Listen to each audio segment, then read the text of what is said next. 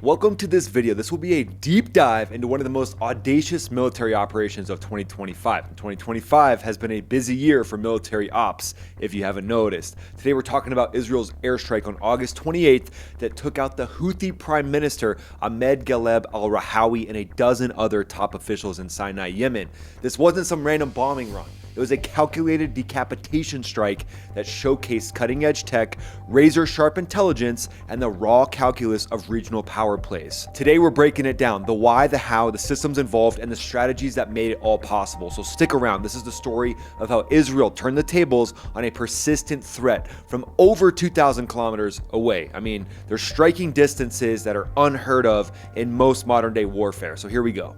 To understand why Israel pulled the trigger on this strike, we need to rewind to October of 2023. That's when Hamas launched its brutal attack on southern Israel, killing over 1,200 people and sparking the Gaza war. The Houthis, an Iran-backed Shia militia group, control much of northern Yemen. They saw an opportunity to flex here. They were led by Abdul Malik al-Houthi, but they've been in a civil war since 2014 with rival factions going at each other like chihuahuas chipping at each other's heels. But they pivoted to solidarity with Palestine recently due to the recent events, and they're targeting Israel's interests now. Starting in November of 2023, the Houthis began lobbing drones and ballistic missiles at Israel, over 200 attacks by mid-2025. They also disrupted global shipping in the Red Sea, a big no-no. Houthis, I thought we told you, no more Red Sea attacks. But that's the Houthis' bread and butter, attacking vessels that they claimed were linked to Israel or its allies. We're talking hypersonic missiles like the Fatah 1 that are supplied by Iran,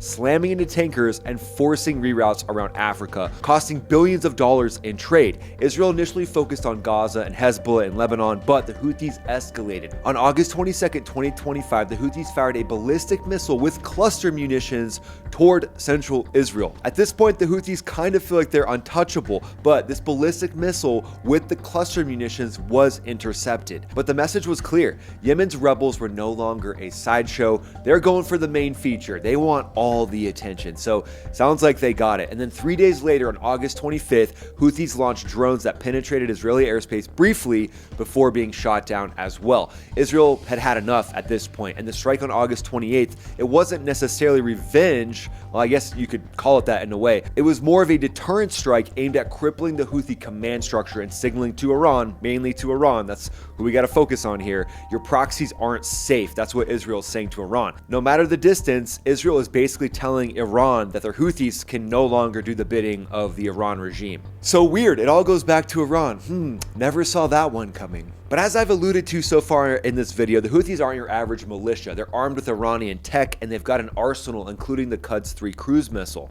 It's got a range of 1,900 kilometers with a speed of 0.8 Mach or more, and the Shahed 136 drone is essentially the bread and butter for any Iranian proxy out there. Any Iranian proxy looking for a job, just build some Shahed 136 drones and you got it. But these drones have hit Israeli cities like Eilat and even Tel Aviv in past attempts. In response, Israel has struck Yemen before, notably in July of 2024, F-35s bombed Hodeidah port after a Houthi drone killed one person in Tel Aviv. But by 2025, the game had changed. Houthis introduced cluster munitions, of all things. Hey, I got an idea. Let's introduce the one munition that's banned by pretty much every country around the world. Yeah, that won't cause any flare-ups. That won't piss anybody off. I'm sure everybody will be cool with that. But essentially every country in the modern world, except for the Houthis and Yemen, have outlawed cluster munitions. So the fact that they put that into their missile just upped the game in this respect for Israel. And Israel's Iron Dome and David Sling systems, they're multi-layered defense systems with radars like the ELM-2084 and interceptors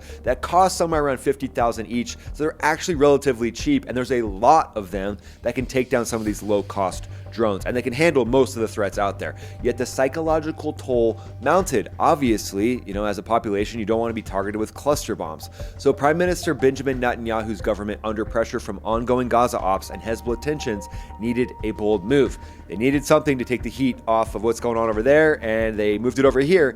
And it's kind of like the two birds, one stone mentality from what I can tell. So enter the decision to go after the Houthi cabinet directly. This is shifting from hitting infrastructure to targeting actual leaders, and it mirrors strikes on Hamas and Hezbollah bosses. But why are they doing it now, and why was this strike particularly important? Well, if you haven't noticed, intelligence and the Mossad is incredibly important for these Israeli strikes, so intelligence indicated a vulnerability on August 28th. On August 28th itself, Houthi rebels were gathered in multiple locations in Sinai to watch a pre-recorded speech by Abdul Malik al-Houthi, the godfather, if you will, of the Houthi fraternity. Sir, yes, sir. Blue, you're my boy! And this wasn't a coincidence, it was a screaming opportunity for a decapitation-style strike. But I can tell you, from my time in the military, no operation like this happens without god-tier level intel. The intel is so important. Enter Israel's Mossad, often dubbed the world's most effective spy agency. They likely played the starring role. Do you think Mossad was involved? No, I'm sure they were just at home playing video games. But sources suggest the strike was greenlit within hours of receiving that real-time intelligence on the gathering.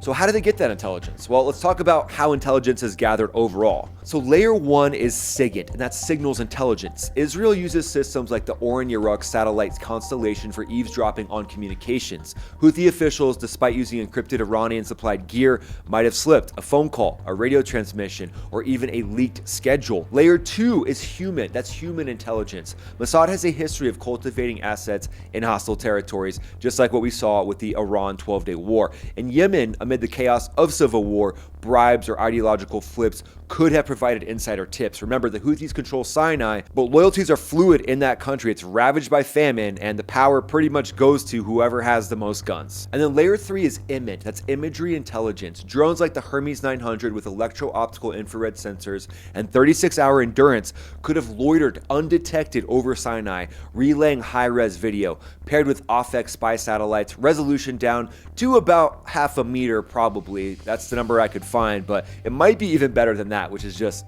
insane. But Israel was under the gun, and even on a compressed timeline, they built a very precise targeting package when they paired up that OFX spy satellite with some of their advanced drones. And that is just next level imagery intelligence. And if you're out there getting excited about this intelligence, I just want to tell you, getting excited about intelligence is natural, and that's what I try to tell all my ex-girlfriends. So strategy-wise, this was the classic playbook. Find, fix, and finish. You find the targets via multi-source intel, you fix their position with real-time tracking, and you finish with overwhelming precision. The goal?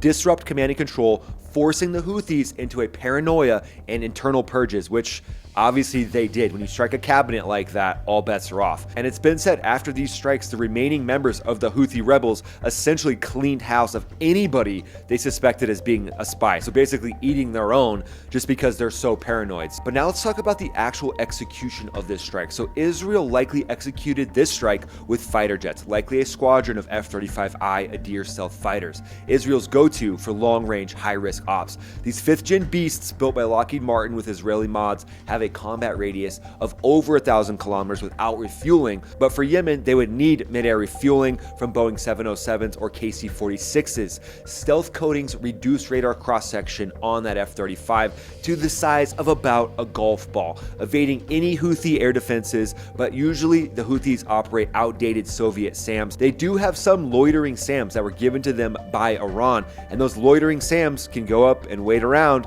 and then strike an airborne target if they can see it. But likely the technology they're working with has no idea that the F-35s are even there. So picture this, F-35s fly over the Mediterranean, through Saudi airspace and into Yemen, a 4 to 5 hour round trip. Pilots flew low to avoid detection using terrain masking, or they just stayed high if it was only F-35s. Potentially F-16Is, F-15Is, those might go low to avoid any type of detection, but the F-35s, their bread and butter is going to be go high, go fast, and use the stealth. The idea though is to get enough gas, get as much gas as possible prior to crossing the border into where you're going to drop weapons, because you don't want those tankers getting anywhere close to a lucky Russian SAM that the Houthis might have acquired. And the munitions that were used were definitely precision guided bombs. Their probable choice included the Rafael Spice 2000. It turns dumb bombs into smart ones with GPS INS guidance and electro-optical seekers for terminal accuracy under 3 meters. 3 meters CEP, which stands for circular error probability. You know that I love acronyms, so I gotta add one in, even though it's kind of needless. They've also got Delilah loitering missiles, which can circle targets for 30 minutes, adjusting mid-flight via a data link. The strike hit multiple sites in Sinai, killing al-Rahawi, the foreign minister, justice minister, and others. Total of 12, several wounded, no civilian casualties were reported, and this highlights the precision strikes that Israel can execute. It's essentially like they have a hitman in the sky sky with the F-35I. That jet is so capable, they can just reach out and touch targets, like high-value targets, in a cabinet meeting. This is just next-level targeting. And the strategies involve time-sensitive targeting, or TST. If you hadn't had enough acronyms, I want to make sure you get your fill. I don't want you to end this video without enough acronyms. Don't worry, I got you. But Intel came in hot for this one. So the IAF scrambled jets that were likely preloaded for a rapid response using those Delilah cruise missiles and other standoff weapons. Electronic warfare pods on the F-35s likely jammed Houthi radars while decoys drew fire. Post-strike bomb damage assessment, or BDA, via drones confirmed the hits on al-Rahawi, and he was ID'd via biometrics or visuals. This op marked Israel's first successful Houthi leadership hit, proving they could strike anywhere in the axis of resistance. And that is a clear message to Iran that everything is on the table. Let's talk about some of the potential countermeasures the Houthis could have used and what they'll likely use moving forward. So, hardened bunkers or mobile commands. Imagine their next cabinet meeting is going to need to be in a moving mobile command post that is 5 inches thick or more of armor, trying to evade any type of weapon. But that Delilah cruise missile would likely target any type of moving vehicle, and even if it had some sort of protection, it's likely not going to have enough for that spice bomb or the Delilah cruise missile. Those are essentially going to be no match for any moving vehicle. That moving vehicle is going to be toast. But the lesson here is asymmetric warfare, and the Houthis now can't have meetings in the open. It basically cuts off a lot of their communication between each other, and their command and control system is reeling right now. So just to give you guys some idea of how the Houthis are responding, they did acknowledge the deaths on August 30th, and then thousands mourned in Sinai, while the Houthis fired a missile at an Israeli tanker in the Red Sea. That actually missed, but that's a symbolic retaliation. Israel did brace for a bigger retaliation. They bolstered their air defenses with extra Iron Dome batteries. Regionally, though, it escalated the shadow war with Iran, and that's kind of the big point of what I think this really does. That shadow war now is growing by the day, and it's getting to the point where at some point it's just going to spill over, and here we go again. But who supplies 90% of Houthi arms? Iran. So Iran now is on notice. Hey, the Houthi rebel leadership was targeted. Good luck. That's basically what Israel's saying. Short term, I think the Houthi attacks will dip because they're going to be hunting spies, and they're going to have internal chaos as they try to find out how Israel actually knew about that meeting. But then long term, it might actually harden their resolve now, and they might get more support from Iran. But Israel's message was sent. Distance is no deterrent anymore. So this strike wasn't just about one man. It was a masterclass in modern warfare, intel fusion, stealth tech, and strategic audacity. Israel reminded the world why it's a military powerhouse, capable of projecting power across continents, across other countries. And for the Houthis, it's a wake-up call. You play with fire, you get burned. You launch a cluster munition bomb at Israel, what do you think's going to happen? But as tensions simmer, one thing's clear. The Middle East's powder keg just got a fresh spark.